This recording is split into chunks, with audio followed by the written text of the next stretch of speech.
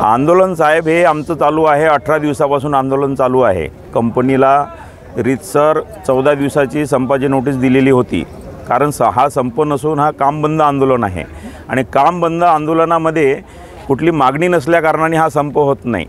संपामध्ये आणि काम बंद आंदोलनामध्ये फरक असतो। आम्ही फक्त स्टॅट्युटरी बेनिफिट मागण्यासाठी हा लढा उभारला होता। तर या कंपनीमध्ये इन्शुरन्स म्हणजे ESI PF कुठलंही कॉन्ट्रिब्युशन देत नाही। हा जो बाजूला जेवण काशीनाथ भोईर कॉन्ट्रॅक्टर आहे, हा कुठल्याही कामगाराला ESI PF ग्रॅज्युटी बोनस काहीच देत नाही आहे आणि कंपनीसुद्धा त्याच्याकडनं फुकटामध्ये काम करून घेते त्या पद्धतीने।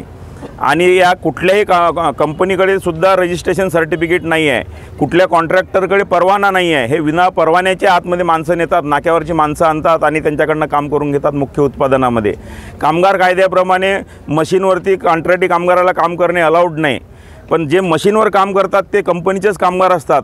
या मागणीसाठी आमचा हा लढा उभारलेला आहे। हे मागणी मागितल्यामुळे 260 कामगारांना बाहेर उभा करून ठेवलेला आहे, काम देत नाही आहे आणि त्यांच्या जागेवरती नवीन कामगारांना जास्तीचा पगार देऊन त्या ठिकाणी आतमध्ये काम करून घेत होते। म्हणून आज आमच्या संघटनेचा निर्णय आणि आमचे संघटनेचे अध्यक्ष नरेंद्रजी पवार साहेबांच्या आदेशानुसार आज आम्ही कुठल्याही कंत्राटी कामगाराला आणि कुठल्याही कंत्राटी ऑपरेटरला आतमध्ये जाऊ देणार नाही, अशा पद्धतीची भूमिका घेतलेली आहे। कामगार म्हणून पहिल्यांदा तर इथं ही घटना आहे, कामगार नाही आहे, गुलाम आहे यांचे, अशी यांची मानसिक स्थिती आहे।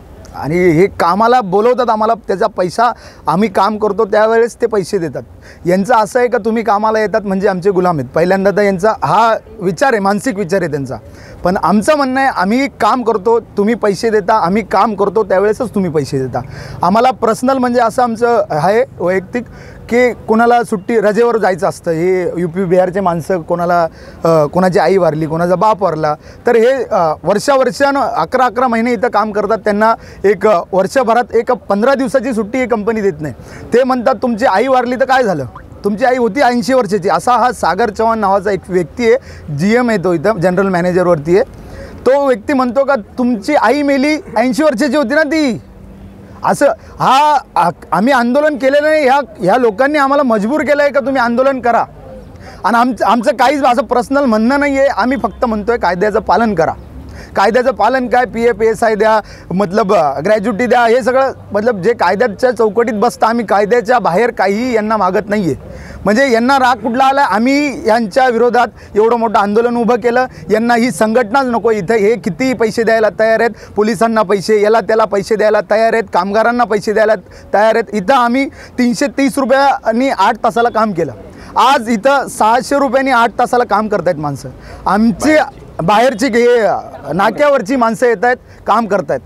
त्यांनी भरपूर काय हंगामा बी केला आतमध्ये, कोणी दारू पे, आणि गांजा पे, आणि त्याच्यात आम्हाला दोषी ठेवायचे का तुम्ही असं केलं, असं कोणाकडे तंबाखू भेटली काढ कामावरून, कोणाकडे चुना भेटला काढ कामा। पण ते आमचे लोक नव्हते, तरीसुद्धा या लोकांनी इतकी आमचा मानसिक छळ केलेला आहे, त्यामुळं आम्हाला हे आज रस्त्यावरती उतरलो आहे आम्ही।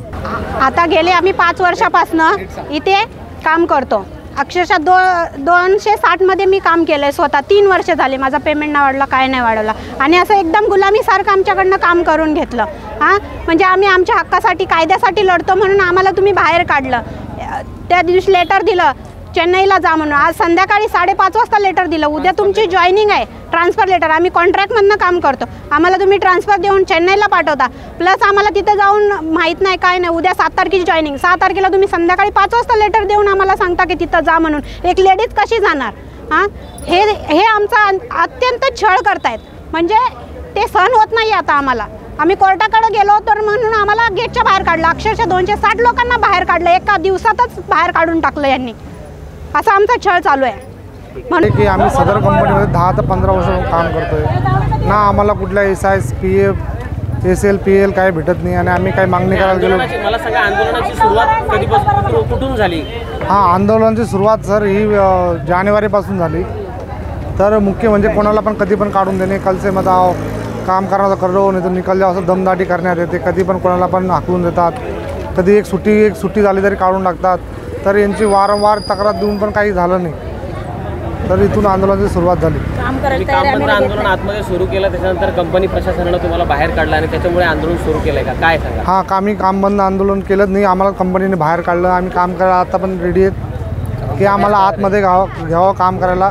आत आम्ही 280 लोक गेटच्या बाहेर बसले, त्यांच्या विनंती करून पण ते काम आतमध्ये घ्यायला तयार नाहीत. तर कितपर्यंत हे चालेल? किती पगाराची अपेक्षा आहे तुम्हाला? आमचे पगार जे त्याच्यामध्ये अपेक्षा जे मिनिमम जे कायदा 1971चा 1949चा कायद्यानुसार जो पगार दिला जातो त्याच्यापासून मिनिमम वेजेस वगैरे दिले पाहिजे सगळ्यांना. आमचे काही महिला आहेत त्यांना 363 रुपये पगार आहे. ते आम्ही कामगार आयुक्तालयांना पत्र लिहून पण ते अजूनपर्यंत भेटत नाही मोबदला.